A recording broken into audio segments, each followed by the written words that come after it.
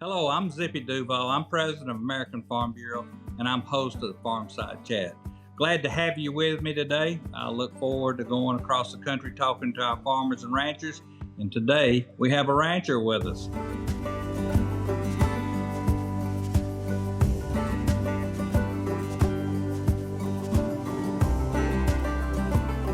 His name's Ben Menges. Welcome to the show, Ben, and tell us a little bit about your ranch and yourself, and about what part of the state that is in. Are you close to the border or not? We're north of the border, or everyone's north of the border, but we're north of the I-10. So we don't get the border traffic that a lot of my neighbors do that are further south. But yeah, we're between Safford and Morenci, Arizona, and those are two large copper mining communities, and so we border the largest copper mine in North America. And so we're mostly on BLM land.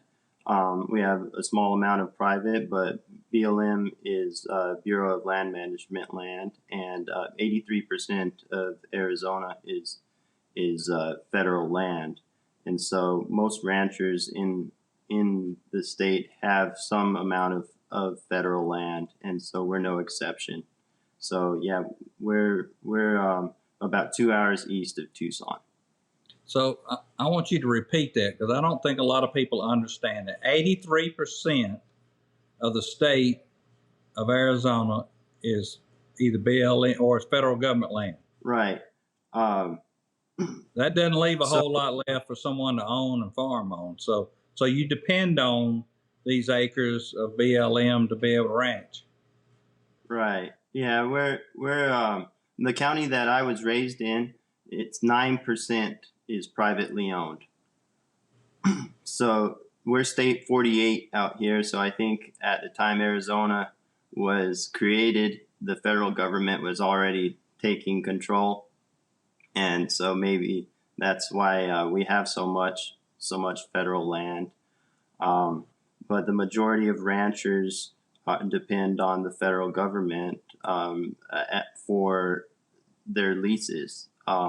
Where we really have no other option but to have federal lands if you want to be serious in the cow business in Arizona. Yeah. So you talked about leases. The difference between your region of the world and my region is just about everyone here owns their land. I operate on about 1,500 acres here, and that's probably small to you because it takes so many acres per cow out there. I can put almost a cow and a half to the acre here. What's your head count? So we could put a cow on about 60 acres. Yeah, here. So that's a big difference. So your need for land is a lot heavier than my need for land. So, and we do the same thing, but it's just really totally different ways of doing the same thing. So tell us a little bit how dependent farmers, ranchers are on those leases. Tell us a little bit about the leases and the ranch that you're on. Well, I often hear the talking point of ranchers pay greatly reduced lease rates for these grazing allotments. And yes, that's true, but we paid for that right. So I don't know what an apartment would rent for in Washington, D.C., but I don't know, maybe $2,000 a month. Is that in the ballpark? You're about 2/3 there. That's about where you're at. Oh, really? So yeah. So let's say maybe $3,000 a month. Well, instead of paying $3,000 a month, you pay $1 million for that apartment, and you have the right to lease it for $300 a month. And so, these allotments aren't something that you just sign up for. They're things that you have to buy. And so we buy the allotment, and then we still pay a lease rate. And yes, that is a reduced lease rate, but there's not many places not many places east of the Mississippi where you buy the land, but then you lease it after you buy it. As a young rancher, I don't know whether it's even possible to be able to go out and purchase a lease right and then turn around and lease it out each year. If you did, I'm assuming that would just be almost the same as in my area. You'd have to go out and find a piece of land, borrow the money to buy that land, and then end up paying taxes on it for the rest of your life. So would you say that's about the same thing? You're buying that lease and instead of purchasing the land itself? Yeah, that would be a similar example on privately owned land. So how long will a lease go, and is it auctioned off or is it bidded off, or how does that? I mean, because obviously you have to make investments in land to ranch it. How long can you have that land and be able to make investments on it? Well, we could have that land as long we can hand it down to generations. The grazing allotments can be handed down, but they could also be sold. There's in Arizona, they estimate it's about 60 allotments are for sale at any given time. There's also permit renewals. There's on the federal government land, there is what's called National Environmental Policy Act, and they have the ability to re-up your permit every 10 years. And so that's what they're supposed to do, is to give you a permit renewal every 10 years, and they'll do a study on whether or not cattle are affecting certain species, or what amount of cattle should be out there on the land. That's one of the other points that I wanted to bring up, is that all of the environmentally just things that have been identified as sound practices in the livestock industry, all of those things are mandated on federal lands. So rest rotational grazing is a mandate on U.S. Forest Service land. On my ranch, we have a lot of erosion control. There's stocking rates that are mandated on each allotment, and so those are the practices that are often purported by government, and so we've been able to implement them, the majority of them, on my ranch. So those practices considered sustainable practices. Yeah, I'd say so. Yeah. So that word sustainability is a buzzword just about all over the country, but especially in Washington, D.C. Outside of those things, what else are you doing on your ranch as far as sustainability? Well, we have 60 to 100 acres per cow, so we have a lot of space per cow, and I think of that as sustainable. All of the water that is pumped on the ranch is done so with solar power, and cows don't use that much water compared to humans. There's a lake in Phoenix called Tempe Town Lake, and I measured the evaporation of that lake. In 3 days, more evaporates out of that lake than my cows drink in a year. and so that's going into the air, being wasted. And these cows are producing, calves that provide around 500 pounds of meat to American families per each calf. So, that's a sustainable practice in terms of water.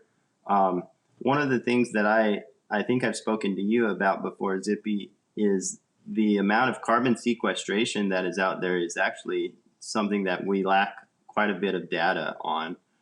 When you're talking about 60 to 100 acres of vegetation per cow, each tree sequesters a certain amount of carbon, and cows are often blamed for the spread of those trees.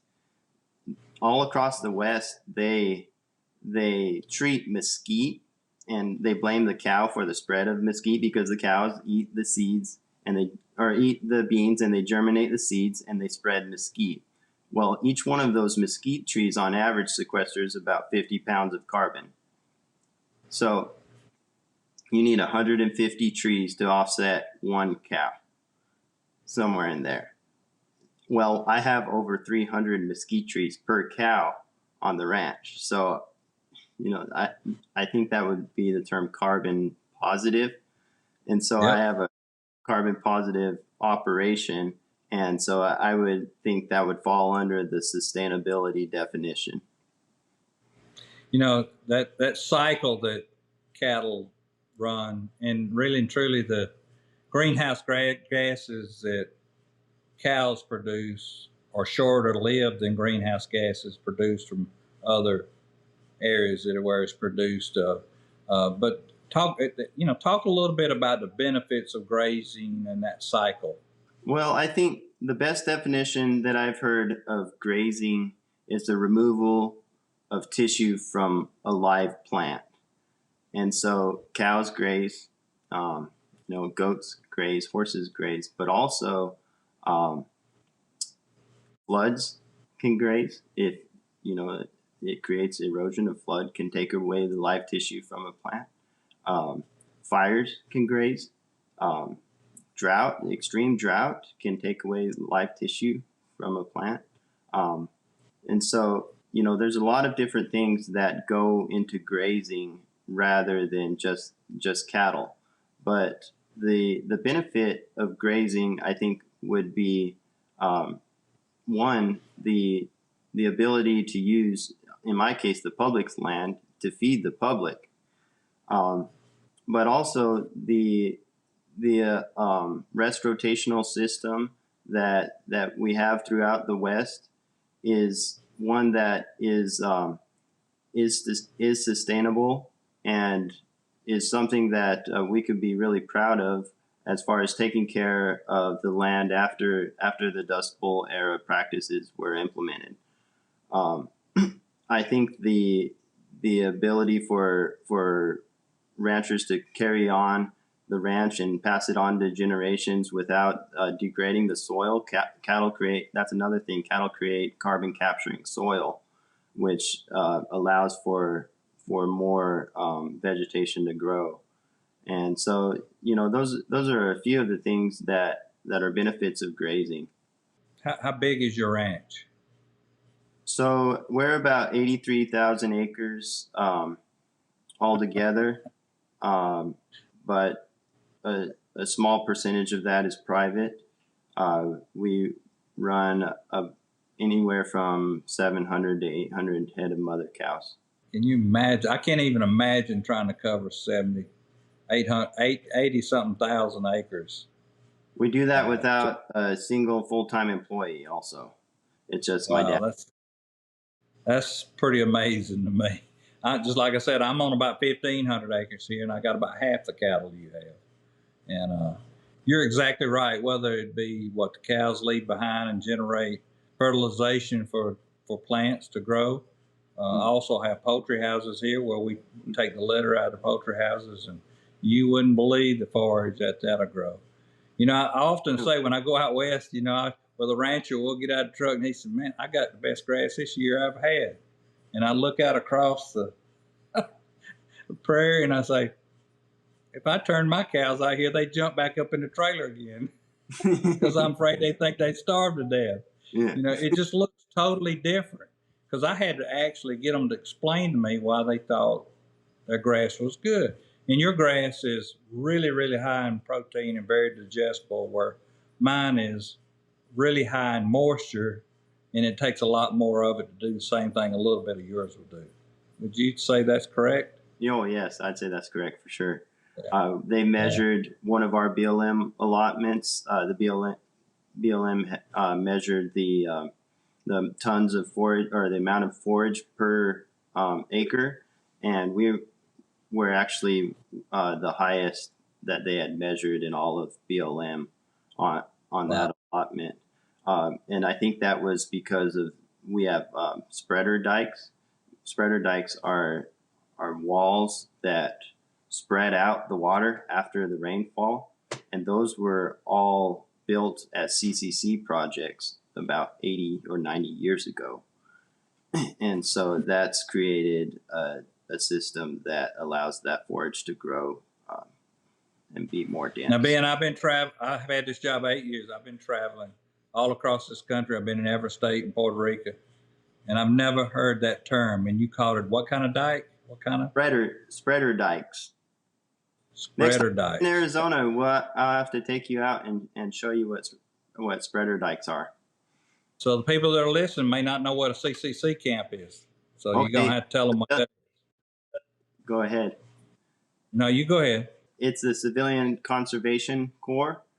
It was created by FDR to put people back to work during the Depression, and they did a lot of projects throughout the West. I know a lot of roads were paved with brick with CCC projects. Out here, it was mostly range projects. Well, you live and learn. I'm 67 years old, and I never heard of a spreader dike. So that's interesting. So here we have ponds that we water cows out. Do you call them ponds, or are they tanks? Dirt tanks. They're tanks. Took me a little while to grasp that one too. So, but that's just a good example of the difference in the regions of our country, where you and I do the same thing, but some of the vocabulary that we use even different. Right. Which is really different. Yeah, and I realize a lot of people that's listening may be interested in this. Went to Nebraska and was out in the Sandhills, Nebraska, eating lunch with one of the ranchers out there, and I was sitting there enjoying my lunch, and I said, so by the way, how many cattle do you have? And the president of Nebraska was with me, and he kicked me in the leg. And I said, what are you kicking me for? He said, you don't ask that question. The rancher's puffed up in his chair and says, well, how much money do you have in the bank? Yeah. So I realized that, depending on where you're at in the country, there are certain questions you ask and certain questions you don't, because in Georgia, that's the first question you would ask is how many cows you got. So can you ask that question in Arizona? No, we're about the same as Nebraska, but I didn't take offense to you. So, no, I still get that quite a bit, but not from ranchers. Yeah, that was so funny to me, and that's just another difference in the regions and how we do things. So sustainability, and tell me how long your ranch has been in your family. So I'm the 5th generation of cattlemen in my family, but it has been all different ranches. The Menges family, they immigrated from Germany, and they landed in Galveston, Texas, and they and 40 other German families walked from Galveston to what is now Fredericksburg, Texas, in a time when it was controlled by the Comanche. And so they established the German town of Fredericksburg, and they stayed there for a few generations until about the turn of the 20th century, where they moved to the Arizona-New Mexico border. My dad, he comes by ranching pretty honestly, because 3 of his 4 grandparents, they were ranchers. And so I think each generation, though, they thought that ranch was their retirement.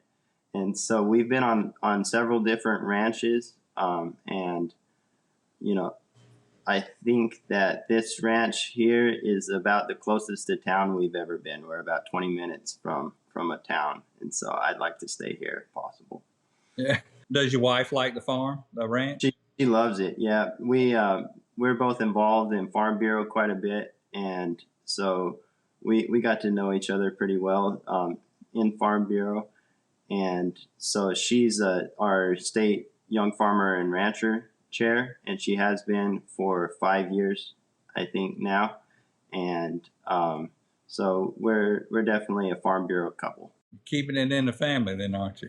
I want to go back and talk about your cattle a little bit. Most of mine are black. What about yours?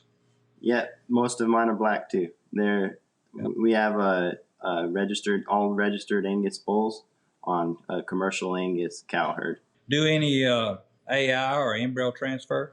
I AI all the heifers. I'm just getting into embryo transfer.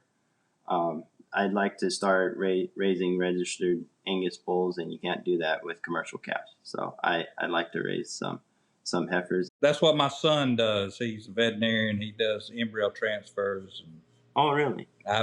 IVF and all that stuff. So he works with Aspie Genetics. So it's a pretty interesting area to be part of. ST Genetics? Aspie Genetics. Oh, Aspie Genetics. Oh, wow. Yeah, Aspie Genetics. Yeah, and he travels. He was in Montana last week, so a lot of people interested in doing that now. So. Right. Yeah. I think that there's no comparison, especially for me, than an Angus animal that was raised on the ranch. We've bought bulls from Montana, Minnesota, New Mexico, but we're in a pretty unique area. There's a lot of rocks. It's hard to find rock-footed bulls. And so if I could raise them on the ranch, it'll save me quite a bit. It's about 2 years before they get acclimated here. So a lot of people don't really understand that either. I mean, when I first started traveling and going out to ranches, a lot of them were on high ground. I don't know how high some of your ground is, but even some of them, I think it was mostly in Colorado, they had to test their cows, see if they could stand the atmosphere and high levels. Do you have to do that? No, I don't have to do that. We're about 3,500 to 4,000 feet, somewhere in there. Yeah. But I think, I know of a ranch in Wyoming that the entire ranch is above 13,000 feet. And so the PAP EPD, I think that might be the one that you're referring to. They test them on whether or not the elevation affects them. And so that was a new one on me too. I didn't have any idea that you ranchers had to do that out there, because of course we don't have to do that here in Georgia. So anything else about grazing and cattle you'd like to talk about? I just wanted to add, if in 1934 you told a cattle farmer that the plan in the western United States was to allow everyone onto your ranch, hikers, hunters, campers, stargazers, bird watchers, then there's no way that they would tell you that that's a good idea. But it's worked, and it's worked largely because of the American rancher. Ranchers are the ones that are creating these water systems, which allow the wildlife to increase their population, and the birds, the birds utilize the water system also. And also the ranchers are often the ones who are working the roads, which allow people access to enjoy our public lands. And so this is a system that has been around for about 90 years now, and it's one that has been fairly successful. People don't realize that the federal government, they don't have the resources to manage the land, but there's a vested economic incentive with the rancher to manage this land.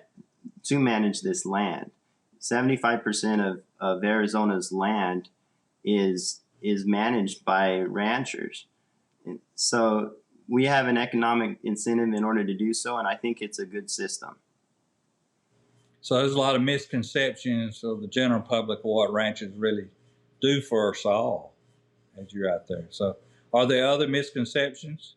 One of the misconceptions here is the amount of predators we have. We have quite a few predators on this ranch. There's there's several mountain lions out here. Mountain lions kill one animal a week. So it takes about 10 lions that are present all the time to wipe out my entire calf crop. So, that's a major issue. But another big issue in Arizona is the Mexican gray wolf. The Mexican gray wolf was a federally introduced species, and it was introduced in 1998. And so the first wolves were introduced in 98, and I was in the first grade. So we've been talking about the wolf my entire life for the most part.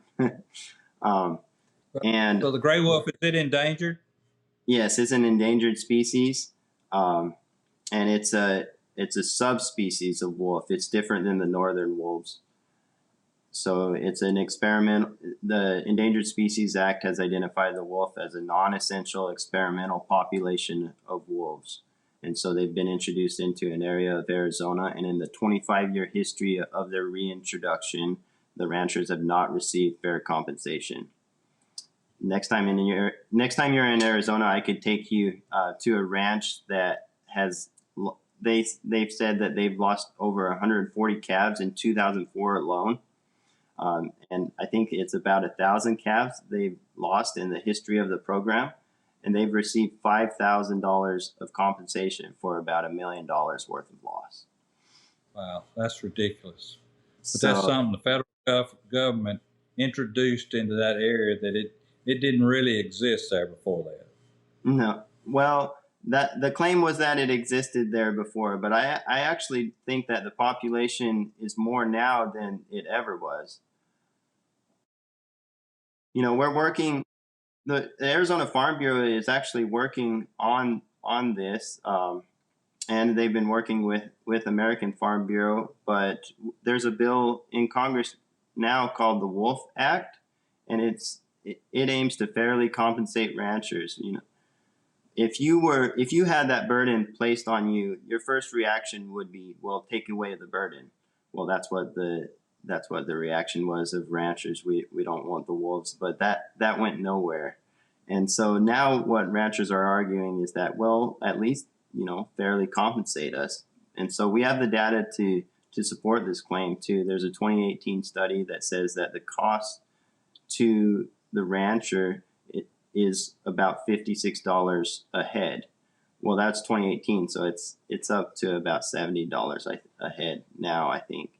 And so we're looking forward to that. I know that Senator Cornyn is a co-sponsor of the bill, and the two areas that are affected, Arizona and New Mexico, we have two senators there. And then in the House, we have some Arizona sponsors as well. Congressman Stanton is leading the way. So we're really looking forward to actually receiving fair compensation for this wolf. So for those that are listening to us that might not be totally familiar with Farm Bureau, that's what we do from the state and national level. We advocate for policy that either makes it fair for our farmers and ranchers or reasonable for us to be able to live within the rules and regulations that the government's putting on us. So that's, to me, as a farmer, and I'm sure you being, that's the value we get out of a Farm Bureau membership, and it's definitely well worth the time and effort that we put in volunteering and paying that membership fee. I wish this was one of those shows we could take questions, because I'm sure we get a lot of great questions. And you and I, between a rancher and a farmer that handle cattle on different ends of the country, we could probably handle those questions. It would be fun to hear what was on people's minds. So I hope if anybody has a question, we could get it to Ben and get it answered if we need to. So Ben, I understand too, you and your wife are a part of the Farm Bureau family. Tell us a little bit about your leadership role in Farm Bureau. So I'm my county Farm Bureau president. I'm also on the state board. I'm also the Federal Lands Committee chairman, and I'm part of American Farm Bureau's Partners in Advocacy Leadership, or PAL. That's a program that was created in order to advocate for agriculture. They select 10 people every 2 years, and we go on 4 different trips. We've been to New York, Washington, D.C., St. Louis, and we're going to go on an international trip to Chile, and we're going to look at how they have agriculture down there. And so it's been a very rewarding experience, and kudos to American Farm Bureau for offering this program. I think it's an excellent program. It's the best thing that I've done it in terms of leadership programs, and I've been in a few of them. So Ben is a perfect example that young talent that we know God's gave them, and we're trying to sharpen those talents to help him be a better advocate.